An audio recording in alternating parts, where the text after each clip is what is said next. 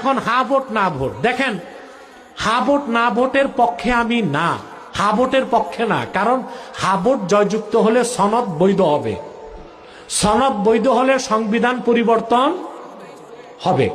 এখন সংবিধান পরিবর্তন হইলে আমার মাথা ব্যথা কেন, প্রশ্ন আসে না?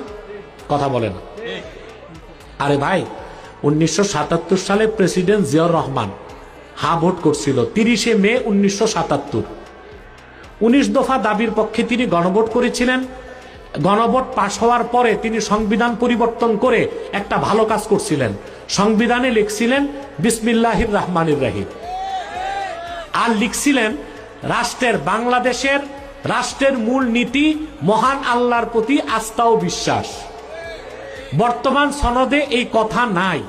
এখন যদি হা জয়যুক্ত হয়, সনদ জায়েজ হয়, সংবিধানে যে আল্লাহর প্রতি আস্থা ও বিশ্বাস, এই কথাটা বাদ দিতে হবে না? এটা কি কোনো মুসলমান চাইতে পারে? কারণ আপনারা হা ভোট কেমনে দিবেন? দিতে তো হবে না ভোট। কথা বলে না। যাক, আর বলছি না কিছু।